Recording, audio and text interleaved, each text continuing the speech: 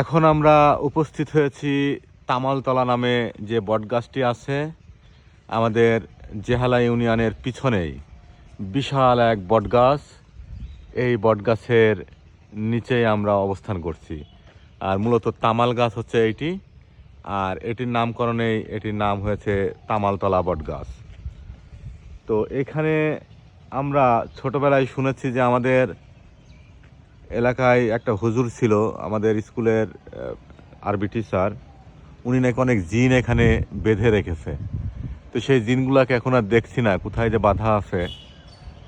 তো যাই হোক, এটি অনেক ভয়ঙ্কর একটা জায়গা ছিল এক সময়। সময়ের বিবর্তনে এটি এখন ছোট হয়ে গেছে।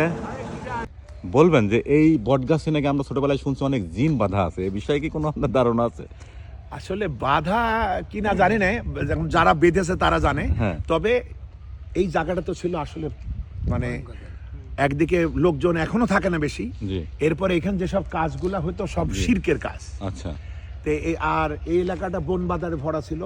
এখন না সুন্দর রাস্তা হয়েছে।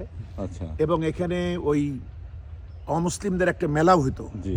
সেখানকার কীর্তিকলাপ সবই ছিল দিন বিরোধী, ইমান বিরোধী।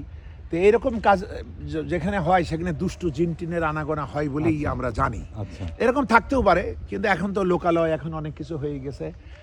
আর কেউ যদি বেঁধে থাকে সেই সব হুজুররা জানেন, বা আচ্ছা, যারা তো এই যে বেঁধেছে আমরা এটা যে তো আমাদের প্রকাশ্য জানার ওদের কথা ব্যাপারে না। এরকম বলতেছি, ওরা কি আমাদের কোনো ক্ষতিমতি করতে পারে এরকম কিছু? না, যদি বাধা থাকে ক্ষতি করবে কিভাবে? না, যেগুলো দুষ্ট আছে সেগুলো তো এড়াই আছে। আর দুষ্ট আমরা নিজেরা নামাজ পড়ি। হ্যাঁ।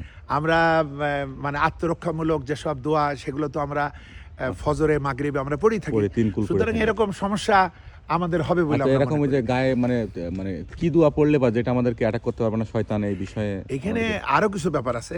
আসলে পড়ছে কে, যেমন আমাদের যেগুলা দিয়ে আমাদের রক্ষা করতে হয় এগুলো সবই কিন্তু তাওহীদের বাণীতে ভরপুর। জি। তাই না? যেমন আমরা যদি আয়াতুল কুরসি পড়ি, এটাও তাওহীদ। আমরা সূরা ফালাক নাস পড়ি, যা আশ্রয় চাই সেটাও একমাত্র আল্লাহর কাছে চাই। জি। এখন আমার চেতনা চিন্তায় তাওহীদ আছে কিনা, দেখা গেল আমার সমস্ত কার্যকলাপ, জীবনযাপন সবই শিরকের ভিতরে, কিন্তু আমি মন্ত্রের মতো তাওহীদের কিছু আয়াত পড়লাম, তাহলে তো সেটা হওয়ার কথা। জি। জি। এই যে আমাদের সম্মানিত সুজন, জি। জনাব জহির, জি, বড় ভাইয়ের সাথে আমার দেখা হয়ে গেল রাস্তায়। এই রোডে তো ভালোই আনাগোনা মানুষের দেখছি। হ্যাঁ। এই আমি যাচ্ছি এদিক দিয়ে, এই হুজুর এখানে ইউটিউবার, এইবার আমার ধরেছে, ধরে এখন দেখছেন আপনিও তো বন্দী হয়ে গেলেন, কিছু করার নেই তামালতলায়। আসলেই তাই, হ্যাঁ, দুইজনকেই পেয়ে গেলাম, আসলেই তাই।